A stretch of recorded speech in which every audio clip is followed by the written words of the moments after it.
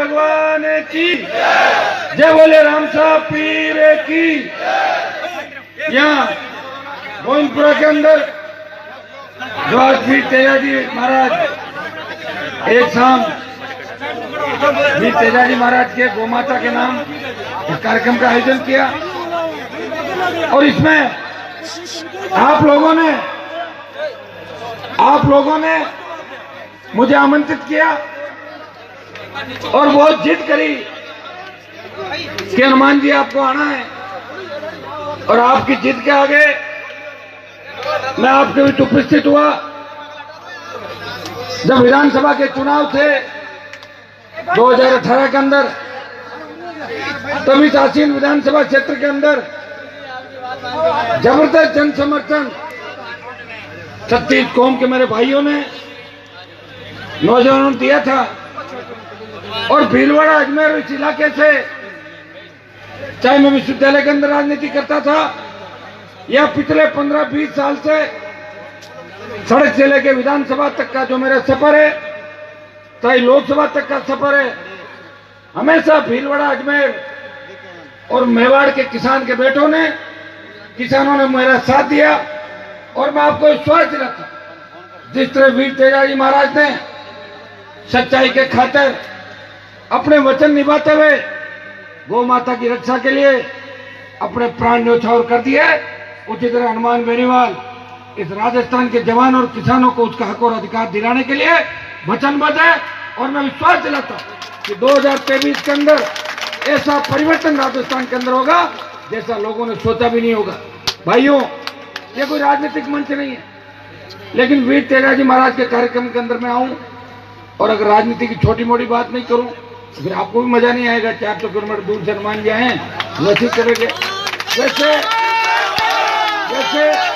जैसे अभी पंचायत राज के जो चुनाव थे, जोधपुर, जयपुर, भरतपुर, दौसा, इन इलाकों में चुनाव थे। 2-3 जिलों के अंदर तो मैं जा पाया, हर जगह नहीं जा पाया, लेकिन जितना जोश मारवाड़ के अंदर है, मुझे लग रहा है कि भीलवाड़ा, मेवाड़, अजमेर में भी जोश के अंदर कोई कमी नहीं। और ये मैंने जोश 2018 के अंदर देखा था जब मैं एक मीटिंग करने आज सिंध के अंदर आया था सवाई भोज महाराज के मंदिर में, और आपने 40 से 45 हजार वोट राष्ट्रीय लोकतांत्रिक पार्टी की बोतल के चिन्ह पे डाल दिए थे। और इसी तरह कपासन के अंदर भी एक मीटिंग मैंने करी थी। हेलीकॉप्टर उस समय की सरकार ने मेरा उतरने नहीं दिया था, ऊपर से गया था कपासन के, दूसरे दिन में लेकर आया। फिर भी आपने 30 से 35 हजार वोट हनुमान बेनीवाल पे भरोसा करके कपासन के अंदर भी डाले थे। मैं आपको भी नया नहीं हूं और भाइयों विश्वास दिलाता हूं कि मैं सत्ता प्राप्ति के लिए लड़ाई नहीं लड़ रहा हूं। मैंने हुंकार भरी थी, हमारे जैसे जबर सिंह जी बीजेपी से विधायक हैं, एक जमाने के अंदर मैं भी इसी पार्टी से विधायक हुआ करता था। आंतरिक लोकतंत्र को लेकर मेरा पार्टी में झगड़ा हुआ, मैं लड़ा, संघर्ष किया, विधायक बना। और विधायक निर्दलीय बनने के बाद 13 में मैंने ये जब राजस्थान के जवान किसान की दुख और तकलीफ देखी, जिस समाज से मैं आता हूं, जिस समाज से हमारे किसान के दूसरे जो किसानों के बेटे गुजर, यादव, मीणा, दूसरे समाजों के जो बच्चे हैं, चाहे शेड्यूल कास्ट के हमारे भाई हैं, नरेगा में मजदूरी करके अपने बच्चों को पढ़ाते लिखाते हैं, बच्चों का पेट भी पालते हैं और उन्हें अच्छी शिक्षा देने का प्रयास करते हैं। लेकिन पानी, बिजली, सड़क, स्कूल से आज भी गरीब किसान और अंतिम छोर पे बैठा व्यक्ति तकलीफ के अंदर है। उनको न तो कोई सड़क है, न स्कूल है, न पानी है, न बिजली है। भाइयों, जब आपकी दुख और तकलीफ देखी, जब मैंने देखा कि आजादी के 70 साल बाद किसान कर्जे के बोझ के तले आत्महत्या कर रहा है, किसान का बेटा बेरोजगार से तंग आके फांसी के फंदे को चूम रहा है, यह अपराध की दुनिया के अंदर जा रहा है। इसलिए हनुमान बेनीवाल ने कहा, हुंकार भर के इस राजस्थान को बदलूंगा, मेरे भाइयों को उनका अधिकार दिलाऊंगा। नागौर की धरती से बाड़मेर, बीकानेर, सीकर होता हुआ जयपुर पहुंचा, नई पार्टी का गठन किया। और ये राजस्थान के अंदर तेजाजी की कृपा से पहला व्यक्ति हूं जिसने पार्टी भी बनाई, 57 उम्मीदवार लड़ाए, 3 जगह जीत हासिल की, 2 शेड्यूल कास्ट के मेरे भाई बहनों को विधानसभा के अंदर ले गया। और उसके बाद जब लोकसभा के चुनाव थे, लोकसभा चुनाव के अंदर जब मुझे लगा कि मुझे क्या करना चाहिए, तब राजस्थान के अंदर आवाज आई कि हनुमान जी आप मोदी जी से गठबंधन करो। राष्ट्रहित के अंदर मैंने किया मोदी जी गठबंधन और 25 की 25 सीट राजस्थान के अंदर भाजपा एनडीए गठबंधन को मिली और मुख्यमंत्री के बेटे को उसके गृह जिले जोधपुर के अंदर जाके पटकनी दिलाई। ये राजस्थान के रोजाना किसानों की कदम। भाइयों, जब अभी किसानों का आंदोलन चला तब मैं किसान का बेटा हूं, मैं भी चाहता तो शपथ ले रहा था दिल्ली के अंदर, मुझे कोई मना नहीं कर रहा था। मैंने जब देश के किसानों ने कहा, किसान संगठनों ने कहा कि हनुमान जी शाहजहांपुर का बॉर्डर अगर जाम हो जाए तो तीनों कृषि बिल वापस लिए जा सकते हैं। मैंने कहा बॉर्डर तो मैं जाम कर दूंगा और मुझे क्या करना है? तो बोले अगर एनडीए छोड़ दो तो और ही बढ़िया। मैंने भाइयों 60-70 लोगों के साथ पहले मैं एक बार गया, जाम किया और दोबारा 60-70 से ज्यादा जवान किसान शाहजहांपुर बॉर्डर पहुंचे। सारी पैरामिलिट्री फोर्सेज आ गई, बॉर्डर को जाम किया किसानों के लिए। एनडीए छोड़ के सड़क पे अगर देश का कोई सांसद बैठा था तो नागौर का सांसद हनुमान बेनीवाल अपने किसान भाइयों को हक और अधिकार दिलाने के सड़क पर बैठा। देश की सबसे बड़ी पंचायत के अंदर अगर किसान हितों की पैरवी करता हुआ आपको कोई नजर आता है तो एक ही व्यक्ति है, तो ये नहीं कहता कि मैं भीलवाड़ा का सांसद हूं। मैं दूसरे सांसदों की तरह नींद भी नहीं लेता लोकसभा के अंदर। मैं लड़ाई लड़ता हूं भीलवाड़ा के अंदर जो उद्योग लगे हुए, कंपनियां लगी हुई है, जो आपके भीलवाड़ा से बाहर की कंपनियां, उद्योग, चाहे सीमेंट की कंपनियां हो, चाहे आपकी दूसरी जिंदल वाला हो, चाहे आपका आगूचा, हिंदुस्तान जिंक, जितनी भी है। मैं लोकसभा के अंदर हमेशा एक बात कहता हूं कि जमीन किसान की जाती है। आज जहां गडकरी जी फाइटर उड़ा रहे थे, राजनाथ सिंह जी बैठे थे, वो जमीन किसकी थी? वो जमीन किसान की थी।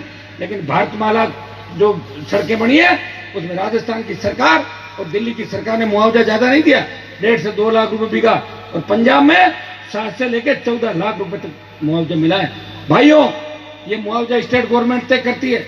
ये मैंने मंत्री से बात भी करी थी कि भाई आप लोग तय करो। स्टेट और दिल्ली की लड़ाई के अंदर किसान बर्बाद हो जाएगा।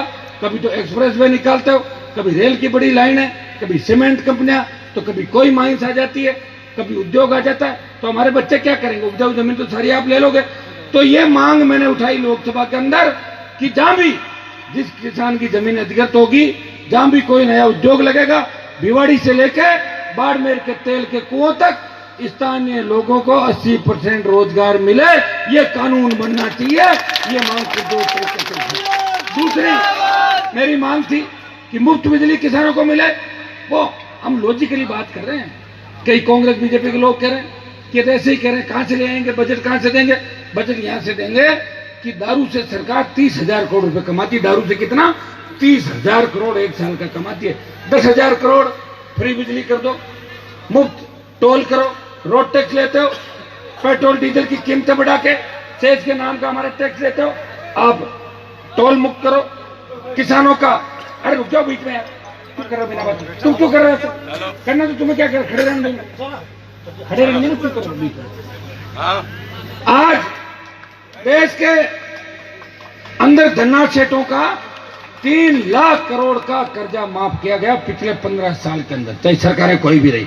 वो धन्ना सेठ जो अरबों खरबों के अंदर खेलते हैं, लेकिन किसान का कर्ज माफ नहीं हुआ। हाँ, कर्ज माफी की बात करते हैं सरकार, राहुल गांधी आया, 1, 2, 3, 4, 10 दिन में कर्जा माफ कर दूंगा। भाई उनकी बात में तो कोई भरोसा नहीं करता, चाहे जो कह देते, और कर्जा माफ नहीं हुआ। भाजपा की सरकार भी थी, वसुंधरा जी ने कहा कर्जा माफ करूंगी, लेकिन कौन सा कर्जा?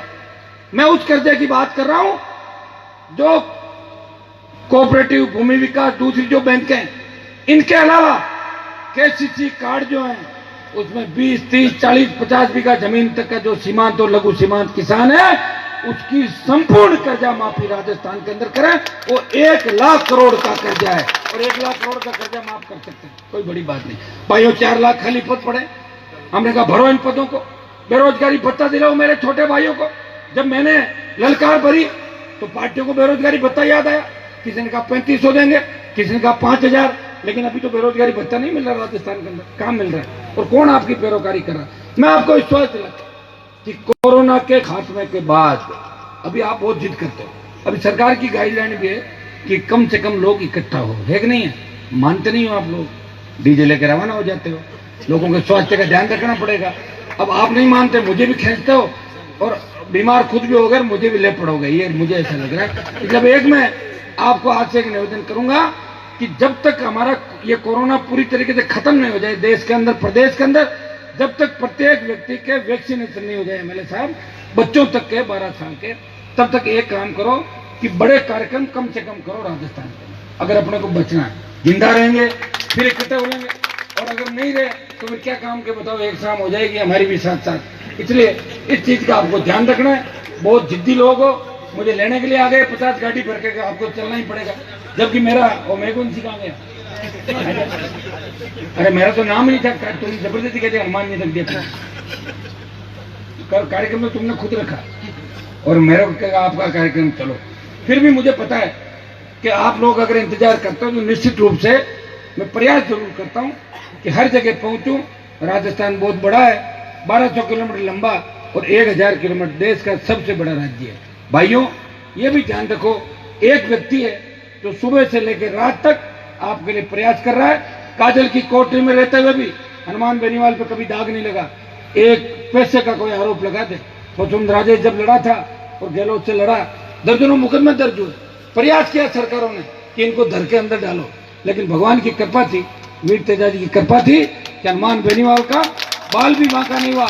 मैं आपको एक ही संदेश देना है, जिस तरह वीर तेजाजी महाराज ने अपना वचन निभाते हुए गौ माता की रक्षा के लिए अपना प्राण न्यौछावर किए, आप जवान और किसान मिलकर इस राजस्थान के अंदर ऐसी सत्ता स्थापित करो कि न तो कोई कर्ज के तले किसान को आत्महत्या करनी पड़े, न कोई जवान बेरोजगार हो, और न किसी बहन बेटी को दरिंदगी का शिकार होना पड़े। भाइयों 2-2 साल की बच्चों के साथ जो बलात्कार की घटनाएं हो रही है, कौन जिम्मेदार है इसके लिए? जिम्मेदार वो है जिन्होंने शासन किया है। हम इस व्यवस्था को बदलना चाहते हैं। हम ऐसी व्यवस्था चाहते हैं कि गांव का गरीब किसान थाने तहसील में जाए तो थानेदार तहसीलदार खड़ा होकर बोले, आओ बाबा चाय पियोगे, कोल्ड ड्रिंक पियोगे, क्या मंगाऊं आपको? ये व्यवस्था कब होगी? जब सरकार बनेगी। आप सचिवालय के अंदर जाओगे तो सम्मान के साथ आपको देखेंगे कि भीलवाड़ा के आसिंद का है क्या, कहाँ का रहने वाला है। ये कब होगी? तो सरकार आपकी बनेगी। कब बनेगी? वोट डालोगे। अब थोड़ा पिछली बार डाला, अब की बार ज्यादा डालना है आपको 23 के अंदर। मैं आपको विश्वास दिलाता हूँ कि राष्ट्रीय लोकतांत्रिक पार्टी अगर सत्ता के नजदीक भी बैठ गई तो ये बदमाशियां राजस्थान में बंद हो जाएगी। जो राजस्थान आज महिला अपराध के अंदर 1 नंबर पर चला गया, हमारी बहन बेटियां सुरक्षित नहीं है। मजाल है कि बहन बेटियों के सामने कोई देख ले। भाइयों ऐसी व्यवस्था के लिए आपको संघर्ष करना होगा, लड़ना होगा, और जोश के साथ साथ होश भी रखना होगा। राजस्थान जातियों के अंदर बंटा हुआ, मेरी बोतल और मैं तो लोगों को पसंद आता हूँ, कई लोग कहते हैं यार लेकिन जाति हनुमान जी की जाट है। अरे मेरे भाइयों लड़ तो रहा हूँ राजस्थान में, कोई लड़ने वाला नाम तो बताओ दूसरा। मैं तो तैयार हूँ, मेरी माला उसे गले में पहना दो। मैंने तो ये प्रयास किया था कि सचिन पायलट मुख्यमंत्री बन राजस्थान, किया था कि नहीं किया था? 2 बार किया था, नहीं बना। नहीं बना तो मेरे हाथ में थोड़ा ही बनाना, अब हाथ में होता तो और कर देता मैं कुछ। प्रयास मैंने किया, मैंने कहा भाई हम नहीं तो ये सही। ये भी हमारे तेजाजी की जय बोलते हैं, जाट गुजरों में कोई अंतर नहीं राजस्थान के अंदर। ये बात कहकर 2 बार समर्थन दिया, प्रयास किया। एक व्यक्ति हूं, 70 साल में पहली बार एक व्यक्ति ने प्रयास किया कि पार्टी भी बनाऊंगा। फिर लोगों ने कहा कि पार्टी तो बना ली, कितने दिन चलाएंगे? चल गई ना, एमपी बन गया, मान्यता मिल गई। जो बोतल का चुनाव चिन्ह था पहले छीन लिया मेरे से। टायर पे दिल्ली गया मैं, बीजेपी के 24 एमपी साथ थे, टायर का चिन्ह था। पंचायत चुनाव लड़ाए, पालिका का चुनाव लड़ाए, 5 प्रधान बने, एक नगर पालिका का चेयरमैन बना, और जिला परिषदों के पंचायत समितियों के सैकड़ों सदस्य राजस्थान के अंदर चुन के गांव गांव ढाणी ढाणी के अंदर राष्ट्रीय लोकतांत्रिक पार्टी का झंडा लेके खड़े रहे। मैं आपको विश्वास दिलाता हूं कि हनुमान बेनीवाल धोखा नहीं देगा, आपको सत्ता के अंदर आने का मौका देगा, और ऐसी व्यवस्था बदलेगा राजस्थान के अंदर जो व्यवस्था का इंतजार पूरा देश कर रहा है। आज 25 से 26 राज्यों के अंदर तीसरी ताकत है क्षेत्रीय पार्टियां, लेकिन दुर्भाग्य कि राजस्थान के अंदर क्षेत्रीय पार्टी नहीं। इसलिए लोग मजाक उड़ाते हैं दूसरी पार्टियों के, लोग क्या कर लेंगे, 3, 4, 5, 7 आ जाएंगे, 10 आ जाएंगे। भाइयों मैं आपको विश्वास दिलाता हूं कि मारवाड़ की 45 सीट जो है, जिसमें आप शामिल नहीं हो, मारवाड़ के अंदर नागौर से लेकर बाड़मेर तक के जिले, उन 45 में से 35 सीट पे राष्ट्रीय लोकतांत्रिक पार्टी 1 नंबर और 2 नंबर भरेगी। एक पार्टी को थट जाना पड़ेगा कोई। अब आप लोग अजमेर, भीलवाड़ा, चित्तौड़ के अंदर, टोंक के अंदर मजबूत मदद कर दोगे। शेखावाटी भी तैयार है, बीकानेर का पूरा संभाग तैयार है, अलवर भरतपुर से लेकर दौसा धौलपुर तक के लोग तैयार है। उठो अपनी ताकत को पहचानो, इस व्यवस्था को बदल दो भाइयों। जिस तरह भगत सिंह ने आजादी के आंदोलन के अंदर अपने प्राण न्यौछावर करके भारत माता को गुलामी की बेड़ियों से मुक्त कराया था, नौजवानों, हर क्रांति का नायक नौजवान था। उठो, अपने भाई का साथ दो, उस व्यवस्था को उखाड़ के फेंक दो, भगत सिंह की भूमिका के अंदर चलो और राजस्थान के अंदर राष्ट्रीय लोकतांत्रिक पार्टी की सत्ता स्थापित कर दो। अपने आप सारा काम ठीक हो जाएगा। आप आराम से पढ़ाई करना, नौकरियां करना और मौज करना, किसानों का राज आ जाएगा। न तो बिजली के थाने होंगे और न कोई अपराध होगा। ये बिजली के थाने तो मुझे लग रहा है जब अपनी हुंकार वापस चालू होगी तो अपना आप ही खत्म हो जाएंगे। उससे पहले सरकारों में इतना दम नहीं। जब लड़ना होगा, समझना होगा, सही दिशा के अंदर चलना होगा। भाई गजेंद्र अजमेरा जी की नाइट है ना आज आपके नाम की, तो गजेंद्र जी बड़े हिम्मत वाले आदमी भाई, वहाँ जब भी बुलाते हो दूर दराज से आते हैं और आप सबके फेवरेट भी हैं नौजवानों के, क्योंकि अपने गाने भी अच्छे बनाते हैं। एमएलए साहब को धन्यवाद दूंगा कि एमएलए साहब का मेहमान है, आज हमारी अध्यक्षता एमएलए साहब कर रहे हैं और हमारे भाई हैं। विधानसभा के अंदर 4 महीना हमें साथ बैठने का मौका भी मिला था। मेरा छोटा भाई इनके साथ बैठता है, सबसे मिलनसार, सबको साथ लेकर चलने वाला है प्रधान जी और इनकी सारी टीम। और विशेषकर जो मध्य प्रदेश और महाराष्ट्र से ध्वज लेके वीर तेजाजी महाराज खन्नाल जा रहे हैं, मुझे इस बात की भी खुशी है। और मेरे आने का एक बड़ा कारण ये भी है कि मध्य प्रदेश के, महाराष्ट्र के जो लोग ध्वज लेके आ रहे हैं, मैं एमपी के अंदर, गोरा जी बैठे हैं, मैं एमपी के अंदर 2-3 कार्यक्रमों में नहीं जा पाया था, तो मैंने कहा मैं आधा एमपी में जाता हूँ, आधी दूर आ गया, आधा एमपी में जाके मध्य प्रदेश के मेरे भाइयों का स्वागत करता हूँ। और अगली बार 2-4-6 महीने बाद ये कार्यक्रम रखेंगे गोरा जी, तब मध्य प्रदेश के अंदर भी जाना है। इनको बड़ी मेरे से शिकायत है कि हनुमान जी हमारे आए नहीं। देखो मैं आज आपके लिए आया हूँ, भीलवाड़ा के साथ साथ मध्य प्रदेश, महाराष्ट्र और दूसरे राजस्थान के जो तेजा भक्तियां बैठे हैं, सबको एक संदेश देने के लिए आपका भाई आपके बीच आया। या माताएं बहनें भी हजारों की तादाद के अंदर बैठी। भाइयों, मेरे कार्यक्रम सुबह 4-4 बजे तक चलते हैं। मुझे लगता है छोटे भाई भगत सिंह की भूमिका के अंदर चलेंगे और हमारी माताएं बहनें झांसी की रानी लक्ष्मीबाई बनकर इस भ्रष्टाचार का खात्मा कर देगी और नया सवेरा राजस्थान के अंदर लेकर आएगी। बहुत बहुत आयोजकों को, सबको आपको धन्यवाद। इसी तरह सब मिलजुल कर रहें, संगठित रहें और आगे बढ़े। धन्यवाद। जय हिंद।